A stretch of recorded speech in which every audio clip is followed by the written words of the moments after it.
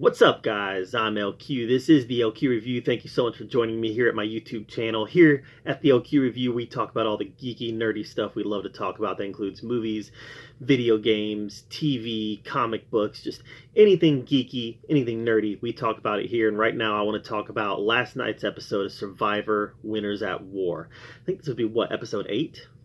Right? I think it's episode 8. So last episode, we had Sandra quitting. We had Yule getting voted out. It was another predictable episode of Survivor Winners at War. And that has summed up this season so far, is the predictability of it. There's nothing about this season, while entertaining, it's very entertaining, there's nothing about this season that has been particularly surprising. It's been old school players getting picked off one at a time, and they've even brought that up in the show. They've discussed that. Well, old school players are gone now. So hopefully that means it's going to start getting a little more interesting. And in some ways it did, and in some ways it felt like it was more of the same. So, but first, before we get into that, let's talk about the Edge of Extinction Challenge.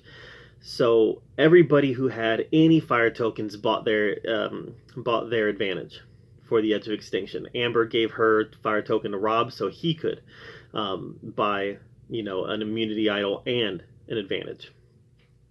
And I was rooting for Rob hardcore, guys. I wanted Rob to get back in so bad. And I don't know if it was fancy editing or if it was really that close. And I think it was really that close. But Rob just barely missed getting back in. Barely. Tyson pulled it out. That peanut butter must have done the trick. That peanut butter must have gave him the extra clarity he needed to defeat Rob in this challenge. And kind of broke my heart, because I really wanted Rob to get another chance. But, oh well. Life goes on, and life goes on for Tyson, who's now back in the game. And while we were watching it last night, my wife said, do you think they're going to turn around and vote Tyson right back out? And I said they'd be dumb if they did, because right now he's the biggest shield that they have. He's the biggest shield that the big players have. Quite frankly, he's the biggest shield that the kind of under the radar players have. As long as Tyson's there, there's an easier target. There's an easier vote. And honestly, I thought Adam was going to be the easy vote tonight. I really did. I thought Adam would be the easy one out. I thought he'd be the one that everybody could gang up on and get rid of easily. But it went a little bit different. And while it wasn't necessarily a surprising episode of Survivor, because I feel like this move was telegraphed as we saw everybody strategizing, as we saw everybody talking, I really felt like Wendell being voted out was going to be the way it was going to go. And I say that having been a little bit surprised during the vote. So as I was watching, I was like, okay, this is Wendell's night to go. This is Wendell's night to go. Wendell's getting a lot of screen time tonight. And it really seems like the deck is stacked against him. And then when they started reading the votes, I was like, oh, bye, Adam. Because it really looked like they were setting up an Adam oust at the beginning of the reading of the votes. And then it became very clear that it was going to be Wendell.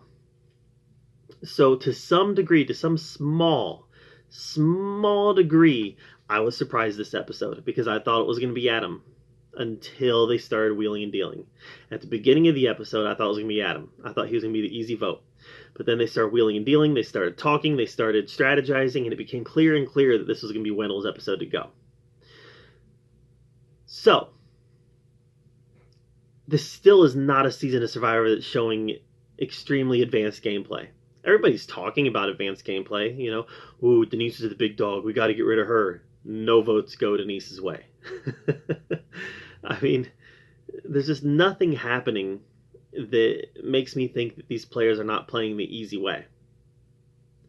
And that's disappointing. That's disappointing to me. Tyson is able to get right back in, and nobody discussed voting Tyson out at all. And I love that. Right now, Tony's my number one. I want Tony to win. Tyson's my number 2 right now, because he's an old school player. And I've been watching Survivor since the first season. I'm kind of an old school guy. So Tyson, if Tony doesn't win, I want it to be Tyson. But I'm really rooting hard for Tony. And my wife asked me why last night, because she was like, I don't like him. He's too crazy. And I was like, that's why I like him. Because he's one of those crazy, entertaining players of Survivor. And the more that I see him play this season, the more that it's obvious that he's a very smart Survivor player. You know, he didn't come out in Game Changers to play smart. He came out in Game Changers to act like an idiot, and it got him voted out. It's clear. It's clear. This season, Spy Shacks aside, he's playing a very smart game. So I actually see him going very far. The challenge was a Survivor Classic. I love this challenge. I think that this challenge is one of those perennial favorites that we're going to see in some shape or form every year.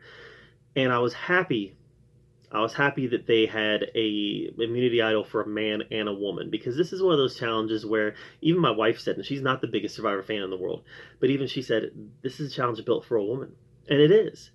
You know, women tend to have smaller feet. Women tend to be able to be light. You know, women tend to be lighter. You know, this is a challenge that's built for women. So the fact that they had a man and a woman immunity idol, it made me feel much better about the challenge.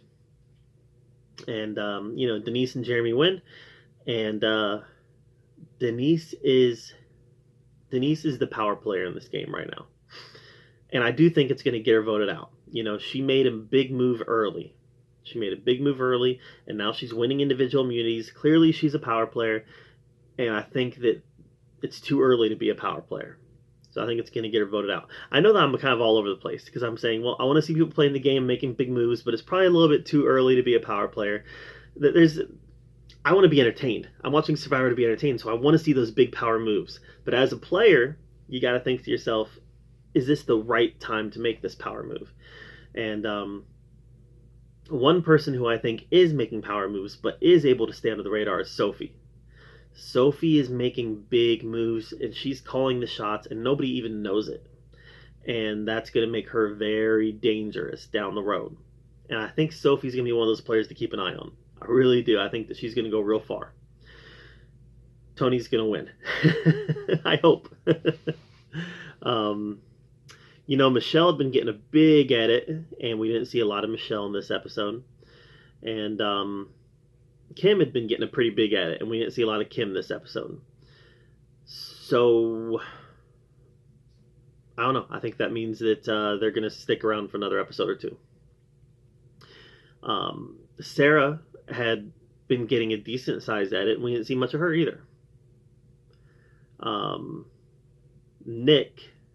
Nick saw his screen time increase immensely this episode. Makes me wonder if next episode, especially seeing scenes from next episode, scenes for next week, makes me think that Nick might be in trouble, because it looks like he's going to try to blow some stuff up, which is great. Get out there, go out guns a-blazing, you know, go out in a blaze of glory and entertain me in the process, because that's what I want. I want to be entertained. This season of Survivor has been entertaining because I'm back with old friends, right? I'm spending time with old friends. Sometimes you get together with old friends and you reminisce on memories, and you feel the same feels that you felt back when you were in the early stages of your friendship with this person. But you don't really build any great new memories. You know, that getting together and having the coffee or having the drinks or whatever it is that you're doing is fun. And you're able to bask in the nostalgia of the relationship. But you don't build anything new. And that's what's happening with this season of Survivor.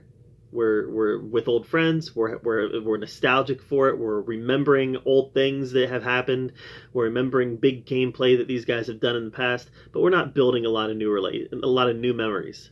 Other than Denise, we're not building a lot of new memories. So that's this Survivor for me right now. It's coffee with old friends.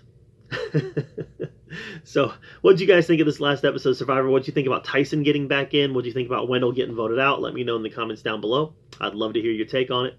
Make sure you subscribe to my channel. And as always, thank you so much for being here at the LQ Review, where we talk about all the geeky, nerdy stuff we love to talk about. And until next time, we'll see you later.